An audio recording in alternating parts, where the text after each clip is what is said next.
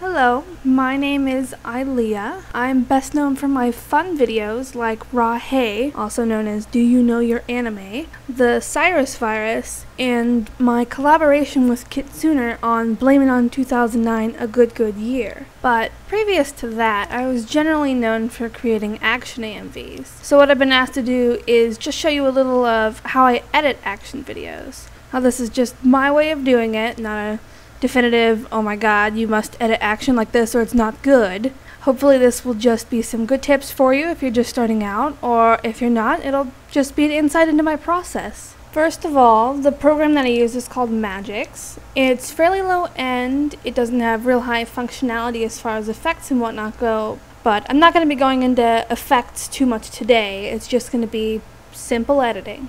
Now, the first thing I consider when I'm planning an AMV is how well the mood, the feeling of the song I want to use, matches that of the anime I've chosen. Some sources are more flexible than others, sometimes it just depends on what sort of video you want to end up with.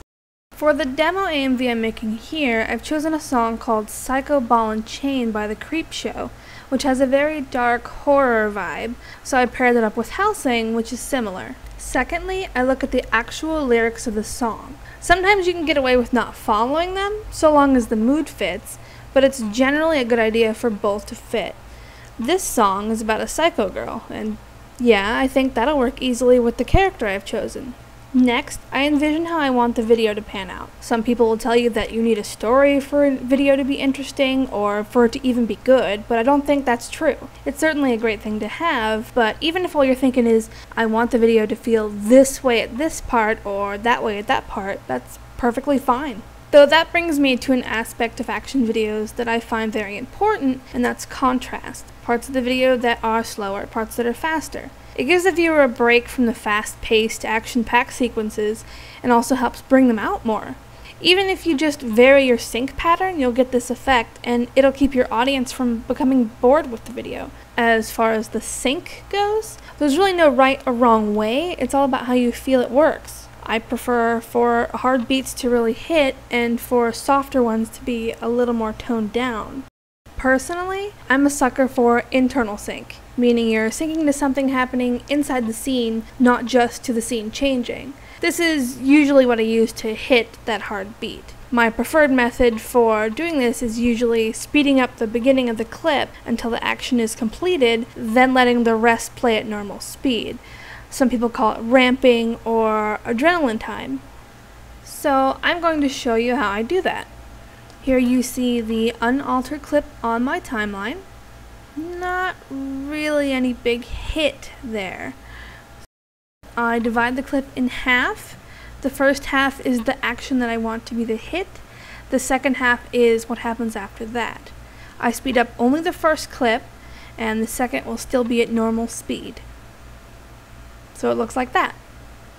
Sometimes you don't even really need an action that hits in the scene, you can just use the ramping itself to sync to the beat. So to finish this off here, I'm going to show you some sped up footage of me editing a short segment of this video, and then I'll show you how that final product came out. Hopefully you'll be able to see the different aspects that I mentioned earlier.